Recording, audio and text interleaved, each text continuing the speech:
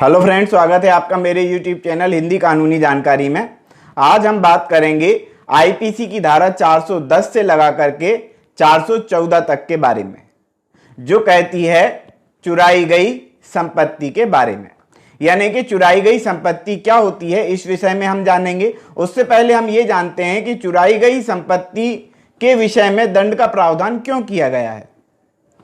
वो इसलिए किया गया है, मान लेते हैं कि कोई व्यक्ति संपत्ति चुरा करके लाया और उसने वो संपत्ति किसी अन्य को या तो विक्रय कर दी या किसी भी प्रकार से दे दी। तो ऐसे समय में आप समझिए इस चीज को कि मान लेते हैं कि जो चोरी करके लाया था, क्या संपत्ति उसके पास है? नहीं, उसने दूसरे को दे दी। अब हम जिस उस दूसरे व्यक्ति के पास जाते हैं तो वो ये कहता है कि ये संपत्ति मैं चुरा के नहीं लाया, ये संपत्ति तो मैंने फलाने व्यक्ति से खरीदी है। तो ऐसे समय में तो ये हो जाएगा ना कि जो चोरी की हुई संपत्ति है वो रहेगी तो सही, लेकिन उसके लिए किसके ऊपर जो है दोषारोपण किया जाए। तो इस संबंध में सीधा सीधा ये बताया गया है कि जिसने संपत्ति को चोरी किया है वो भी अपराधी है, और जो जिसने संपत्ति चुराई हुई संपत्ति को अपने पास रखा है वह भी अपराधी है। तो इस संबंध में हम बात कर रहे हैं। तो सबसे पहले हम देखते हैं धारा 410 चुराई हुई संपत्ति की परिभाषा के संदर्भ में चुराई हुई संपत्ति के बारे में क्या कहते हैं। तो वह संपत्ति जिसका कब्जा चोरी द्वारा, लूट द्वारा, उद्यापन मतलब के अवैध वसूली द्वारा, और जो है लूट और डकैती के द्वारा और गबन के द्वारा, यानी कि आपराधिक दुर्विनियोग के द्वारा, और साथ ही साथ आपराधिक न्यास भंग यानी कि विश्वासघात के माध्यम से यदि कोई प्रॉपर्टी किसी व्यक्ति द्वारा हासिल की गई है और उस संपत्ति को किसी अन्य को दे दिया गया है, तो यह माना जाएगा कि वह चुराई गई संपत्ति है। इसके अतिरिक्त यदि वो संपत्ति वापस उसी व्यक्ति के पास पहुंच जाती है जो उसका वैध अधिकारी है और जिसके पास वो संपत्ति होनी चाहिए, तब ये कहा जाएगा कि वह संपत्ति चुराई हुई संपत्ति नहीं है। क्यों? क्योंकि वो जिसके पास पहुंचना चाहिए थी वो पहुंच चुकी है। चुराई हुई संपत्ति तभी होगी।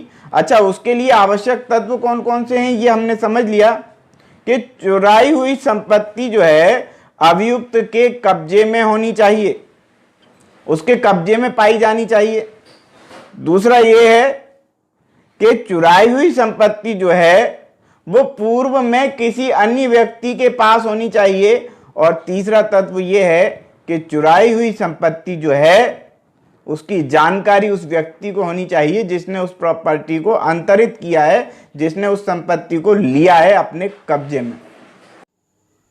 धारा 411 में चुराई हुई संपत्ति को बेईमानी से प्राप्त करना, इस संबंध में जो सजा का प्रावधान है वो दिया गया है।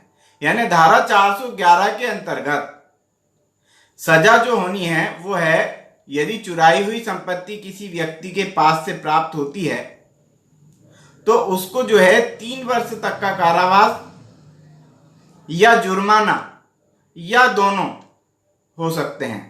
यानी कि सजा का प्रावधान जो है इसमें 3 वर्ष तक का है, और जुर्माने का भी प्रावधान है। यह या तो जुर्माना होगा या फिर सजा होगी या फिर दोनों भी हो सकते हैं। न्यायालय के विवेक पर इसको ये डिपेंड करता है। ये एक गैर जमानती अपराध है, संज्ञेय अपराध है और समझौता किए जाने योग्य अपराध है।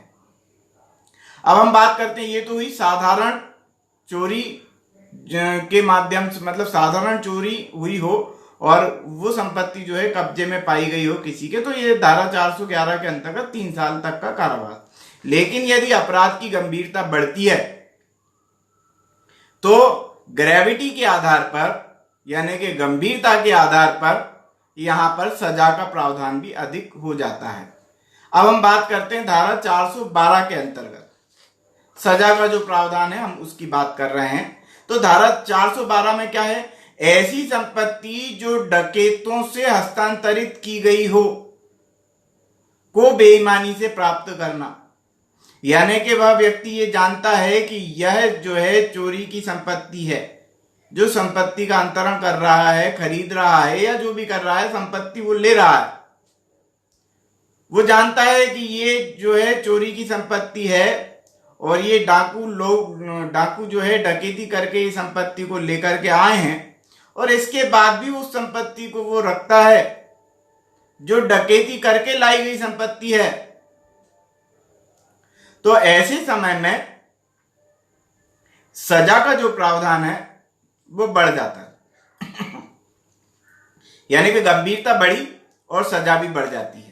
अब कितनी सजा होगी? यदि डकैतों के माध्यम से यदि संपत्ति प्राप्त करी हो और ऐसी संपत्ति उसके कब्जे में हो, तो ऐसे समय में उसको जो है आजीवन कारावास की सजा होगी जिसके पास वो संपत्ति पाई जाएगी, और या फिर 10 वर्ष तक का कठोर कारावास भी हो सकेगा, या मतलब या तो आजीवन कारावास होगा या 10 वर्ष तक का कारावास होगा और प्लस में होगा जुर्माना, यानी कि जुर्माना भी होगा।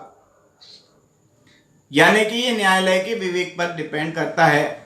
यह भी एक गैर जमानती संज्ञेय अपराध है, और यह अपराध जो है वो समझौता किए जाने योग्य अपराध नहीं है। अब हम बात करते हैं अगली धारा की, धारा 413 की, चुराई हुई संपत्ति का अभ्यासतः व्यापार। यहां पर गंभीरता अधिक है और इस गंभीरता के आधार पर ही सजा का प्रावधान भी यहां पर किया गया है। यानी कि कोई व्यक्ति जानता है कि ये संपत्ति चोरी की है और वो जो है चोरी का सामान ही खरीदता है, यानी कि चोरों से उसकी जान पहचान है और वो जानता है कि ये चोर लोग जो है संपत्ति ला करके देते हैं और वो खरीदता है, यानी कि अभ्यासतः व्यापार करता है, उसको अभ्यास है इस बात का, पहली बार नहीं खरीद रहा है, वो व्यापार ही है उसका।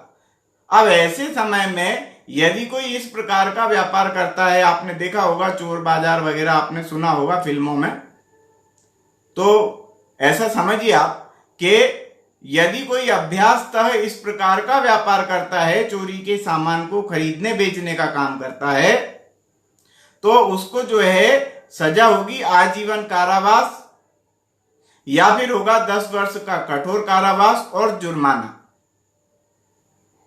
ये जो अपराध है जो 413 के अंतर्गत है और ये गैर जमानती अपराध है, समझौता किए जाने योग्य अपराध नहीं है, संज्ञेय अपराध है। अब हम बात करते हैं अगली धारा की, जो है धारा 415। 415 क्या कहती है? चुराई हुई संपत्ति छिपाने में सहायता करना। यानी कि ऐसा कोई व्यक्ति है जो चुराई गई संपत्ति को छिपाने में सहायता करता है, तब ऐसे समय में उस व्यक्ति को जो सजा होगी वो है 3 वर्ष तक का कारावास, दोनों में से किसी भांति का कारावास, यानी साधारण कारावास भी हो सकता है और कठोर कारावास भी हो सकता है। कठोर कारावास में परिश्रम करवाया जाता है, आप इतना समझें, सश्रम कारावास भी इसको बोलते हैं। या तो 3 वर्ष का, दोनों में से किसी भी भांति का कारावास हो सकता है, या हो सकता है आर्थिक दंड, या दोनों भी हो सकते हैं। ये जो अपराध है धारा 414 का, वो गैर जमानती अपराध है, संज्ञेय अपराध है और समझौता किए जाने योग्य अपराध है। इस प्रकार से आज हमने चुराई हुई संपत्ति के बारे में कानून क्या है इसको समझा। वीडियो पसंद आया हो तो लाइक करें, शेयर करें, कमेंट्स करें